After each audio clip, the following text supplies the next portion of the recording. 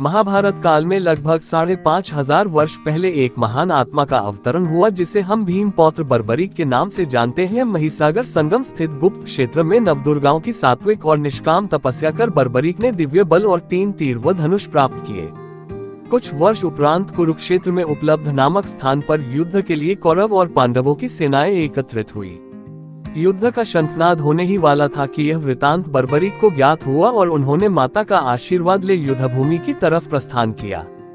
उनका इरादा था कि युद्ध में जो भी हारेगा उसकी सहायता करूंगा। भगवान श्री कृष्ण को जब यह वृतांत ज्ञात हुआ तो उन्होंने सोचा कि ऐसी स्थिति में युद्ध कभी समाप्त नहीं होने वाला।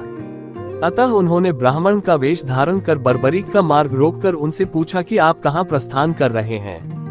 बर्बरीक ने अपना ध्येय बताया कि वह कुरुक्षेत्र जाकर अपना कर्तव्य निर्वाह करेंगे और इस पर ब्राह्मण रूप में श्री कृष्ण ने उन्हें अपना कौशल दिखाने को कहा। बर्बरीक ने एक ही तीर से पेड़ के सभी पत्तों को भेद दिया सिवाय एक पत्ते के जो श्री कृष्ण ने अपने पैरों के नीचे दबा दिया था। बर्बरीक ने ब्राह्मण रूपी श्री कृष्ण से प्रार्थना की कि वह अपना पैर पत्ते के ऊपर से हटाए वरन आपका पैर घायल हो सकता है। श्री कृष्ण ने अपना पैर हटा लिया व बर्बरीक से एक वरदान मांगा। बर्बरीक ने कहा, हे यजमान, आप जो चाहे मांग सकते हैं, मैं वचन का पूर्ण पालन करूंगा।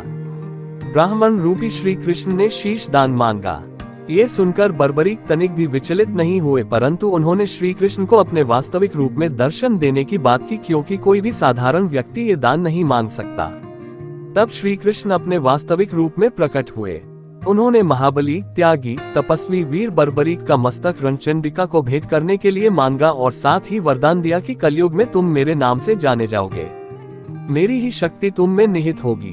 देवगण तुम्हारे मस्तक की पूजा करेंगे। जब तक ये पृथ्वी, नक्षत्र, चंद्रमा तथा सूर्य रहेंगे तब तक तुम लोगों के द्वारा मेरे श्री श्याम रूप में पूजनीय रहोगे। मस्तक को अमृत से सींचा और अजर अमर कर दिया। मस्तक ने संपूर्ण महाभारत का युद्ध देखा एवं युद्ध के निर्णायक भी रहे। युद्ध के बाद महाबली बर्बरीक कृष्ण से आशीर्वाद लेकर अंतर्ध्यान हो गए। बहुत समय बाद कलयुग का प्रसार बढ़ते ही भगवान श्याम के वरदान से भक्तों का उद्धार करने के लिए वह खाटू में चमत्कारी रूप से प्रकट हुए। एक गाय घर जाते समय रास्ते में एक स्थान पर खड़ी होकर चारों थनों से दूध की धाराएं बहाती थी। जब ग्वाले ने ये दृश्य देखा तो सारा वृतांत भक्त नरेश खंडेला के राजा को सुनाया। राजा भगवान का स्मरण कर भाव विभोर हो गया।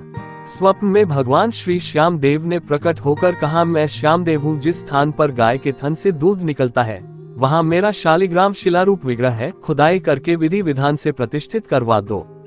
मेरे इस शिला विग्रह को पूजने जो खाटू आएंगे उनका सब प्रकार से कल्याण होगा। खुदाई से प्राप्त शिलारूप विग्रह को विधिवत शास्त्रों के अनुसार प्रतिष्ठित कराया गया।